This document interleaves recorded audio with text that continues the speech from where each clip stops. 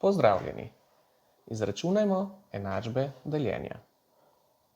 Primer enačbe deljenja je 8 deljeno z x je enako 2. Torej moramo se vprašati, s katerim številom moramo zamenjati neznanko x, da dobimo rezultat 2. Lahko bi bilo to število 1. 8 deljeno z 1 je 8, to ne bo šlo. 8 deljeno z 2 je 4, tudi to ne bo v redu. 8 deljeno z 3 sploh se ne izide. 8 deljeno s 4 je 2, to bo pravo število. Naredimo preizkus.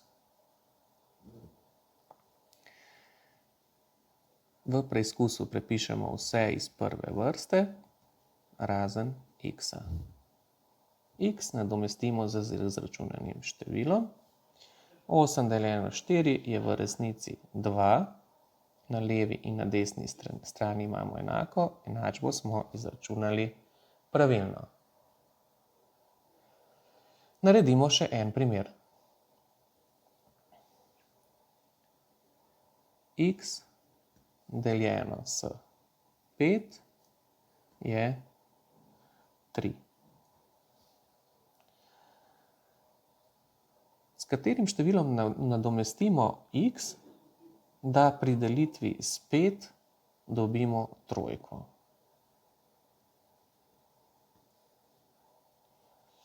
Če vstavimo recimo 5. 5 deljeno s 5 je 1, to ni v redu, je premalo.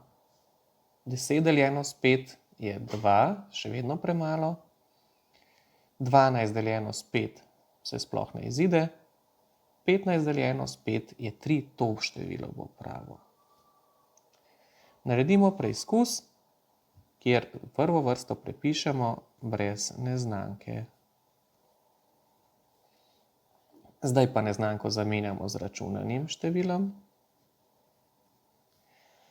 15 deljeno s 5 je v resnici 3. Na levi in na desni strani enačbe imamo enako. Izračunali smo jo pravilno. Včasih pa se ne vidi na prvi pogled kot tukaj in tukaj, koliko je rešitev.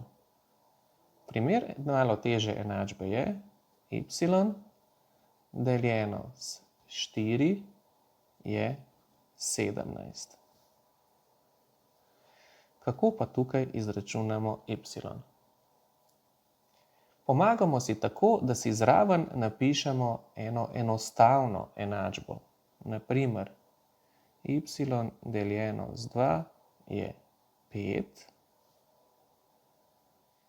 Y je, na prvi pogled vidimo, da 10 delimo z 2, da dobimo 5. Zdaj pa vstavimo naša števila namesto teh števil. Torej, kako dobimo desetko?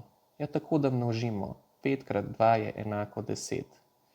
Naša petka je v resnici 17. Pomnožimo jo z dvojko krat 2, v našem primeru je to 4. In izračunajmo. 17 krat 4, 8, 2 dalje, je 6. Seveda ne smemo pozabiti na preizkus. Vse prepišemo razen y iz prve vrste.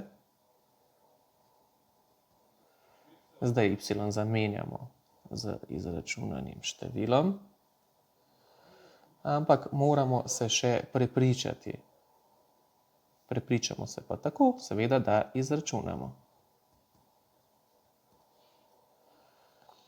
6 deljeno s 4 je 1, 2 ostane, 8 pade dol. 28 deljeno s 4 je 7, 7 krat 4 je 28, ostanek nič. Torej, na levi strani smo dobili 17, na desni strani je 17, enačbo smo izračunali pravilno.